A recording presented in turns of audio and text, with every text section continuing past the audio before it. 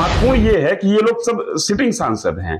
ये चाहते तो महागठबंधन से भी बार्गेनिंग कर सकते थे, क्योंकि सिटिंग है तो इनके लिए चुनाव लड़ने की संभावना और जीतने की संभावना और टिकट पाने की संभावना ज्यादा बनती है। महागठबंधन में न जाकर ये लोग चिराग के साथ जा रहे हैं, तो संभव है कि इनका निजी कैलकुलेशन ये कहता हो कि 2024 की लड़ाई चिराग और नरेंद्र मोदी के समीकरण के आश्रय ही जीता जा सकता है। कि अगर महबूब अली कैसर मिल रहे हैं, वीणा देवी के पति मिल रहे हैं, तो एक तो सीटें कंफर्म कर दी है क्या बीजेपी ने चिराग पासवान को, और दूसरा कि जो सीटें 2019 में मिली उतनी ही अनुपात में सीटें मिलेंगी, उतनी ही संख्या में सीटें मिलेंगी चिराग को। सीटें कंफर्म हुई हो या नहीं हो, कंफर्म होने की संभावना वहां बढ़ जाती है। इसलिए बढ़ जाती है कि 2019 का चुनाव चिराग पासवान और रामविलास पासवान के साथ मिलकर ही ये लोग जीते थे।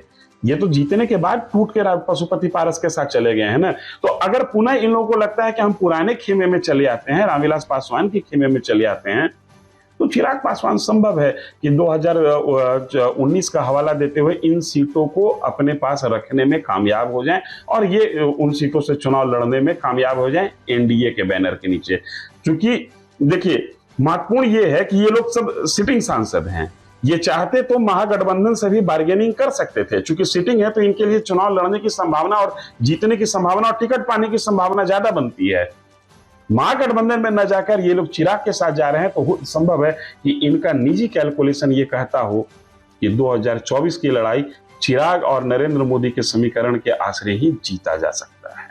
एक आखिरी सवाल होगा, एक आखिरी टिप्पणी चाहेंगे। मुख्यमंत्री नीतीश कुमार विपक्ष को एकजुट करने की कोशिश कर रहे हैं, वो कोशिश कितनी कामयाब होगी, नहीं कामयाब होगी, और नीतीश कुमार के अलग जाने से जो समीकरण बदला है, लालू नीतीश की दोस्ती का एक तिलिस्म जिसको कहा जाता है, 2015 में वो तिलिस्म था, वो अब कितना असरदार होगा 2024-25 में ये देखना होगा।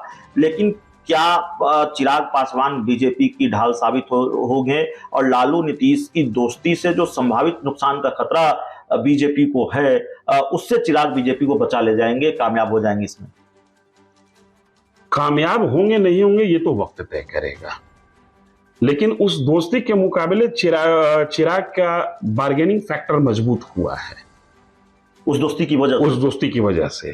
कारण क्या है कि लालू नीतीश के एक होने के बाद, हालांकि नीतीश कुमार के पास अब पहले वाली राजनीतिक ताकत नहीं है जो वोट में कन्वर्ट होता हो, फिर भी कुछ ना कुछ तो एड ऑन हुआ ही है, इसमें तो कोई इनकार नहीं कर सकते। तो बिहार की राजनीति में थोड़ा बहुत असर पड़ेगा, सीट में कन्वर्ट हो या नहीं हो, वोट तो जरूर बढ़ेगा, इसमें कहीं कोई इनकार नहीं कर सकते हैं। अब रहा कि इनका वो एनडीए के खिलाफ ये एक माहौल बना रहे हैं, यहाँ जा रहे हैं वहां जा रहे हैं, कोई फर्क नहीं पड़ता है। नवीन पटनायक उड़ीसा के मुख्यमंत्री हैं, उनका कितना वोट है बिहार में? नहीं है। ममता बनर्जी का बिहार में कितना वोट है? नहीं है। इनका ममता बनर्जी के क्षेत्र में कितना वोट है? उड़ीसा में इनका कितना वोट है? तो ये अलग अलग घर के लोग हैं, मिलके चबूतरा पर बैठेंगे, कुछ गप लड़ाएंगे, कुछ शायरी होगी, कुछ गजल गाया जाएगा, फिर सब अपने अपने घर में लौट आएंगे। इस संगठन का कोई मतलब ही नहीं है।